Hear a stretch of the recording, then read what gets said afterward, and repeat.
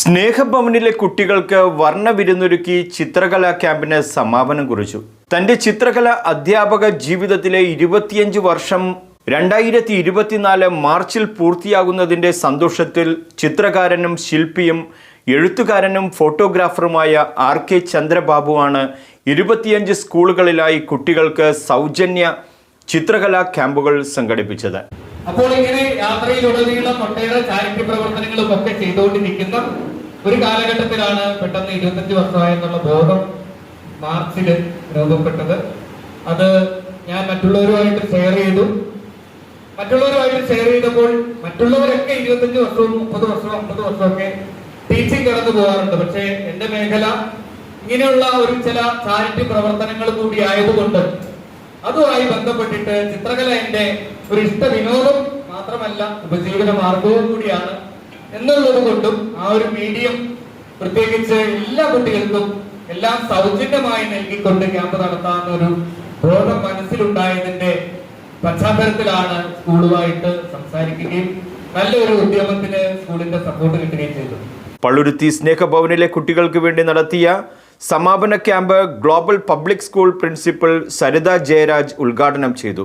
പല കാര്യങ്ങൾ അദ്ദേഹം ചെയ്യുന്നുണ്ട്. ഇതെല്ലാം നമുക്ക് മാതൃകയാക്കി ആക്കേണ്ടതാണ്. ഒരുപാട് സമയങ്ങളൊന്നും എടുക്കുന്നില്ല. ഇത് നല്ലൊരു സംരംഭമായിരുന്നു. അദ്ദേഹം 25 വർഷം കഴിയുമ്പോൾ ഇങ്ങനെ ഒരു ആശയം ഒരാളുടെ മനസ്സിൽ ഉദിക്കുക എന്നുള്ളത് അത്ഭുതമായിട്ടാണ് ഞാൻ കണ്ടിരിക്കുന്നത്. ഇത് നല്ലൊരു വിജയമായിരുന്നു.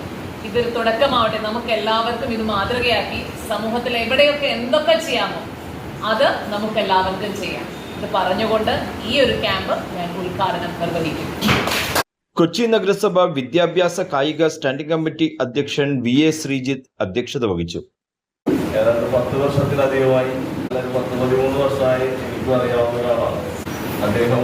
ചിത്രകാരനും ഒരു ജീവകാരുണ്യ പ്രവർത്തകനും സാംസ്കാരിക പ്രവർത്തകനും ഒരു സാമൂഹ്യ പ്രവർത്തകനും ഒക്കെയാണ്.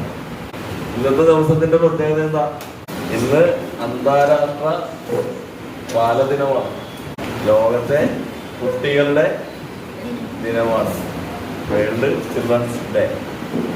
അതുകൂടാതെ ചന്ദ്രബാബു മാഷ് 25 വർഷം ചിത്ര രചനാ രംഗത്ത് പ്രവർത്തിച്ചതിന്റെ ഭാഗമായി അദ്ദേഹം തന്നെ കേരളത്തിന്റെ വിവിധ ഭാഗങ്ങളിൽ 25 സ്കൂളുകളിലും സ്ഥാപനങ്ങളിലുമായി ഇതുപോലെയുള്ള ക്യാമ്പുകൾ സംഘടിപ്പിച്ചു. കേരളത്തിൽ ഇതുപോലെ ആരും തന്നെ ഇങ്ങനെ 25 സ്ഥലത്ത് പോയി ക്യാമ്പ് സംഘടിപ്പിച്ചിട്ടുണ്ടാവില്ല. മാഷ് കേരളത്തിന്റെ ഏതാണ്ട് മിക്കവാറും എനിക്ക് തോന്നുന്നു കാസർഗോഡ്, കണ്ണൂർ ജില്ല ഒഴികെല്ലാം പോയിട്ടുണ്ടോ അല്ലോ. പോകുന്ന സ്ഥലങ്ങളിലെല്ലാം 2 വീലറിലാണ് പോയിട്ടുള്ളത്. അതാണ് എന്റെ പ്രത്യേകത. മാഷിന്റെ 2 വീലർ എന്ന് പറഞ്ഞാൽ അതുപോലത്തെ ഒരു 2 വീലറാണ്.